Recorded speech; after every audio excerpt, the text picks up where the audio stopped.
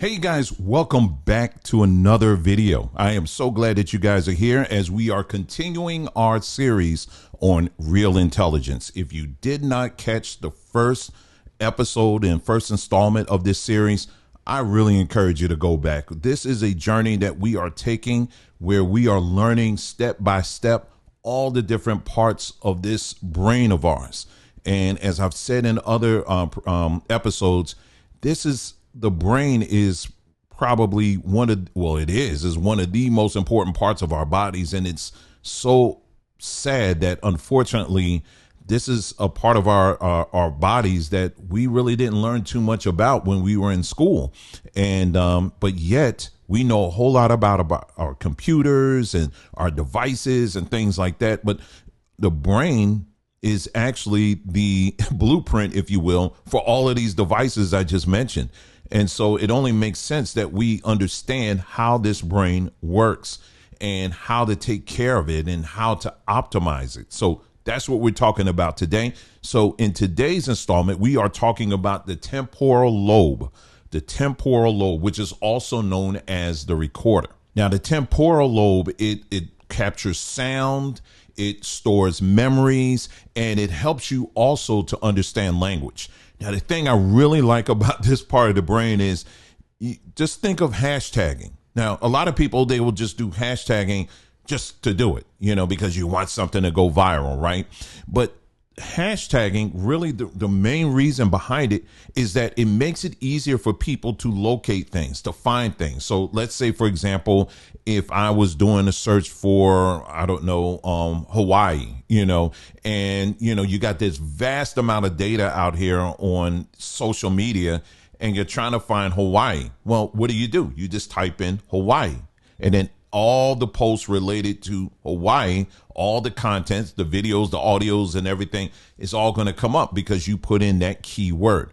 Well, this part of our brain, it actually acts just like that. Again, like I said earlier, the computers that we use today, they're actually they're mimicking what our brains have been doing since the beginning. So it helps us also with getting details of stories on lock. It helps us with our auditory recall, and it helps us to learn new words faster. So let me introduce to you to our friend Devin. Okay, so Devin, we're going to call him Devin. He's a podcaster, kind of like what I do. And he has a lot of guests on his program, right? And sometimes he'll find himself forgetting their names. Oh my goodness. Now, I don't have too many guests on my podcast that I have, but there are numbers of times when I just will forget maybe somebody's name or the name of a study or something like that. And I'm like, what the heck? What's going on here? And a lot of times we will just say, oh, that's just old age. Well, part of it may be, but another part of it, this is where we're going to challenge ourselves on today, is that it's a part of our brain that we aren't really exercising. Okay. And so Devin decides to do this exercise, and he found out about this exercise on this program called Real Intelligence. I just heard about it. Anyway, so what he did was this. He found 3 songs that he really never heard before. And what he did was he listened to the song one time. All right. So 3 different songs. He listened to it one time. And then so he'll listen to the first song, stop, and then write just a sentence describing that song. Right. And then he hits the play button and he listens to song 2, writes a sentence describing that song. And then he does the same thing with number 3. Now, guess what's happening there? He's challenging his brain to begin to hashtag, if you will, these songs. So the next time he hears those songs, it will be a lot easier for him to remember those things. So what is he doing here? It's amazing. He is increasing the activity in the primary auditory cortex and the hippocampus in these 2 areas here. And so what these regions are doing is that they are tagging, if you will, these songs so that the next time when those songs come up, it'll be easier for him to say, oh, that was this song. I remember this song, and the name of the song was this. And so he did this exercise, and about a couple of weeks later, guess what happens? He's noticing now it's a lot easier for him to begin to remember things. So again, yes, there are things that happen in our body as we get older, and you just deal with it. But I want to challenge you on that, because your brain can actually become sharper, okay? Even as you're getting older. The problem is that we don't challenge it enough. Because we have gotten so settled in our ways, we just kind of just accept it like, okay, this is how it's always going to be. But no, that's not it at all. It's just that you haven't worked it out. And if you're not challenging it, guess what's going to happen? Your brain's going to be like, okay, well, you don't really need me. Let me get up out of here. You know what I'm saying? So no, we don't want that to happen. So this is an exercise. We'll come back to it and we'll talk more about that exercise. Okay. Okay. So now let's take a look. I'm going to put this image up here on the screen for you, and we're going to go through the names and the functions of these areas. Okay. So we got the primary auditory cortex. Okay. And this is the first stop for sound, pitches, and rhythm. Then next we have, I believe it's Wernicke. It was the name of a scientist. Wernicke's area. It comprehends spoken and written words.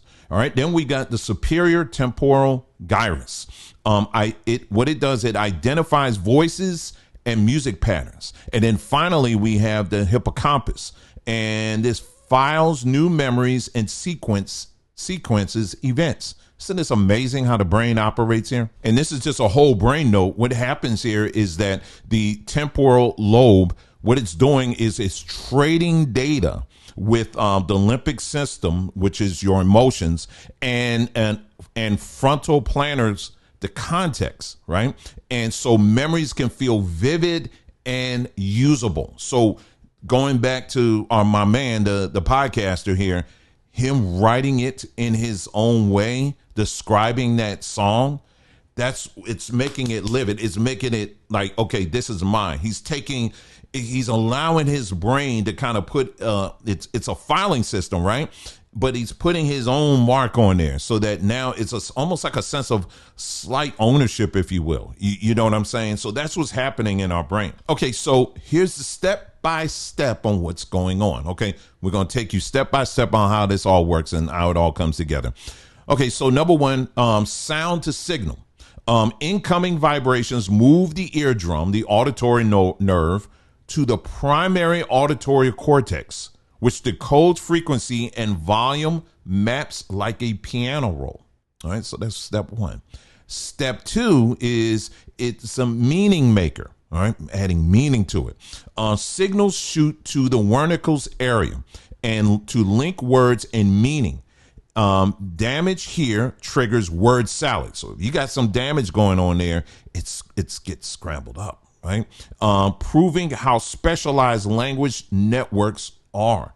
It's very specialized, okay? And then thirdly, it's a memory maker. We're going to get to the memory. The hippocampus packages notable sounds like a catchy hook.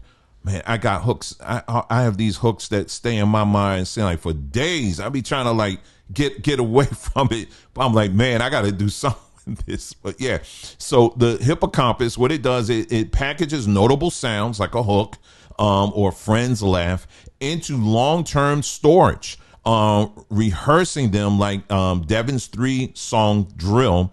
It strengthens synapses so retrieval feels automatic. So yeah, so anytime you get those hooks in your mind or whatever, and that's just your brain, just it's doing that because there's some value in it, and it's just going to keep playing it over and over and over again, and then it's going to take that and it's going to store it, so the next time when you hear it, bam, it's going to come right up. Okay, so now it's time for our word bank portion. All right, let's get to that. So auditory cortex, what is that? This is the first brain stop for sound. So it comes through your ear. The first stop from the sound going through your eardrum, and then it's going to, as soon as it makes contact with your brain, the first stop is going to be your auditory cortex. All right, so it's actually pronounced Wernicke's. Wernicke's. That's the German way of saying it. So my bad. Okay, so that's what it's pronounced as. Okay, this is the language meaning hub. Okay, the language meaning hub. Now let's get to the next one. The hippocampus. The hippocampus.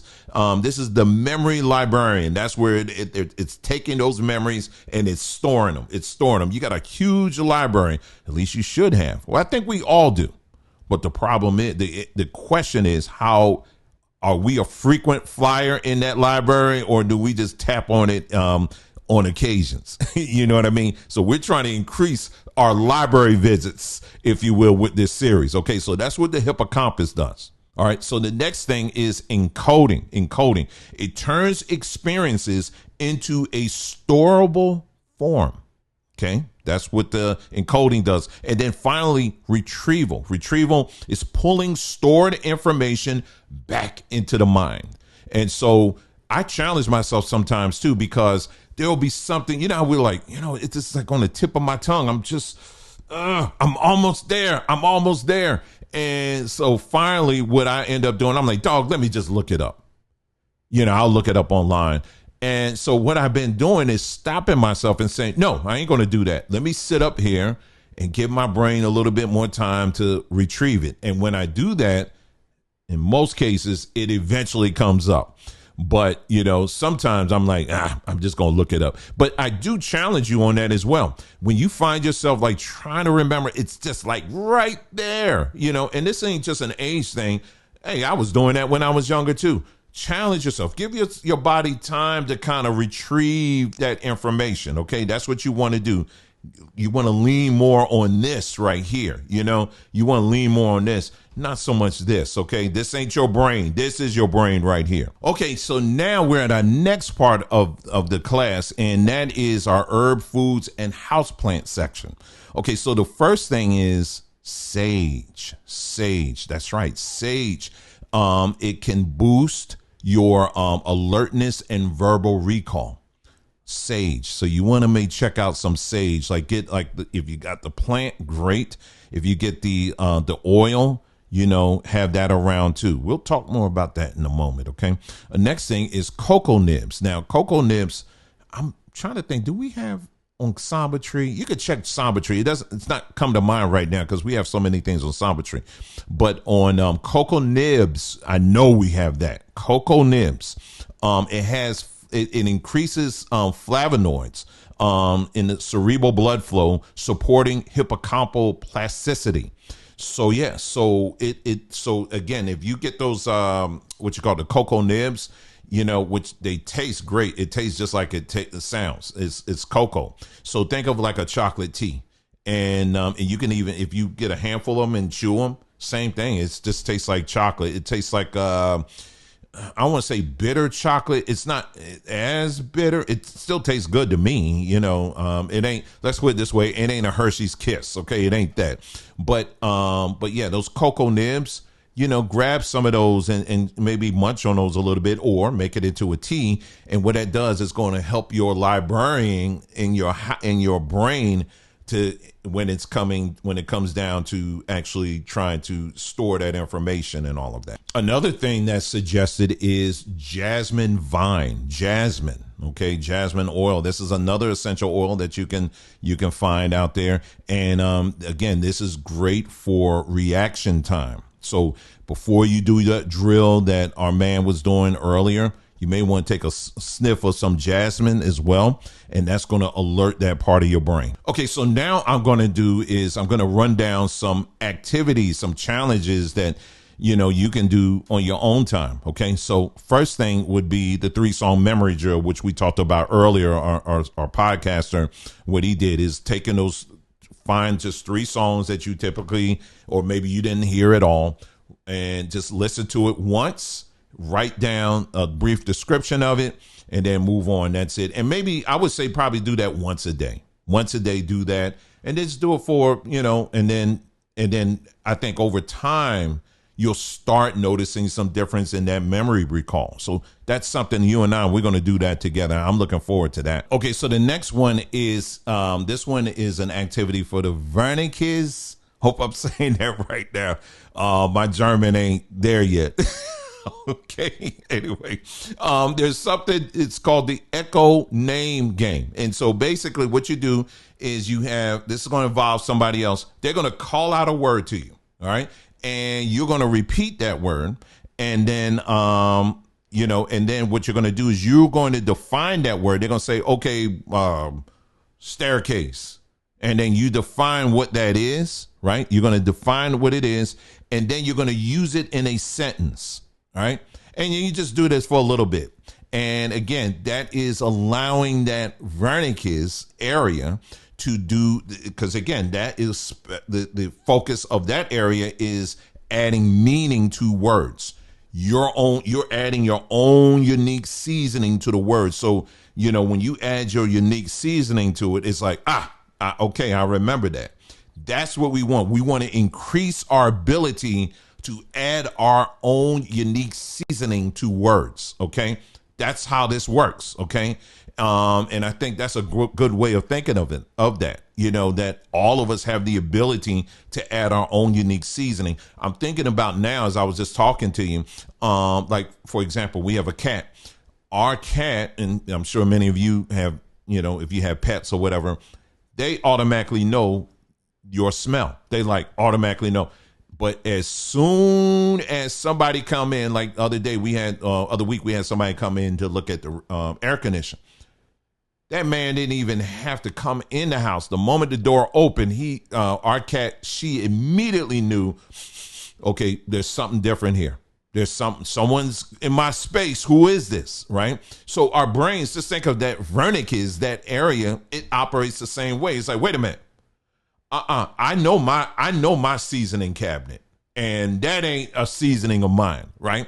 So think of it that way. You know what I mean? So by doing that exercise, you're just training your brain to, okay, use your own seasonings in identifying these things. So it'll be easier for a hippocampus area to recall and be like, I remember that smell. I remember that hashtag. Oh, it's over here. So doing exercises like that are great. And then the other thing I would recommend is, getting hold of some jasmine and just kind of having a little sniff of that every now and then. I know that sounds like, oh, okay, this sounds like some drug stuff. No, it's not. Okay. That's a bad way of using herbs. Okay. We're talking about a good way of doing it, because what we're trying to do is heighten your brain. We're trying to optimize it. And jasmine is very good for that. Okay. And just do it. I'm gonna do it. I'm gonna get my hands on some jasmine, and I'm definitely gonna do it. I have it sitting right here next to the computer because I want my alertness to be on point. You hear what I'm saying? Okay, so now we're at the part that I always tell you at the end of our class. We always are gonna have quiz time. Okay, so here is quiz time. All right, you feel free to pause the video and go back, and if you need to get the answers that way, you can do that. That's fine. The key is I'm just trying to get you to learn it. Okay, so let's go. So here's our first question. Okay, which temporal lobe structure packages new memories? Again, here's the question. Which temporal lobe structure packages new memories? Number 2, this is a true or false. Wernicke's area sits in the parietal lobe. Think about it. True or false? Wernicke's area sits in a parietal lobe. Is that true or false? Now, especially if you saw our last class, I'm just giving it away, y'all. You will know the answer to that. Okay. Anyway, number 3, name the cortex that first decodes sound frequency. Remember, we talked about that when it goes in your ear, goes past the eardrum, and then there's a landing place, the first place of interaction between your brain and the actual sound. What's the name of that part of your brain? All right, that's number 3. Number 4, which herb is great for recall? Which herb is great for recall? All right, that's number 4. And number 5, why do cocoa flavonoids help the hippocampus? Why do cocoa flavonoids help the hippocampus? All right, those are your 5 questions right there. Okay, so that wraps it up. Next week, in our next installment, we're going to be talking about the occipital lobe. It's also known as the camera. So we're going to have fun with that one. And we're going to be going on a color spotting nature tour and all of that. And we're going to see how our brain uses what division, things that come in, guess where, here, and how it processes that. Okay.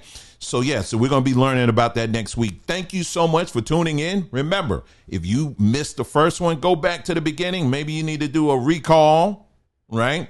Maybe you need to do a recall, go through those again. And we are moving forward in understanding this brain of ours, the real intelligence. This isn't artificial intelligence. This is your real intelligence right here. So again, thank you so much. And we'll see you next time. If you need anything as far as health and wellness, be sure to check out our website, which is sambatree.com. Again, the website is sambatree.com. Until next time, thank you so much. You guys take care, and I'll see you again soon.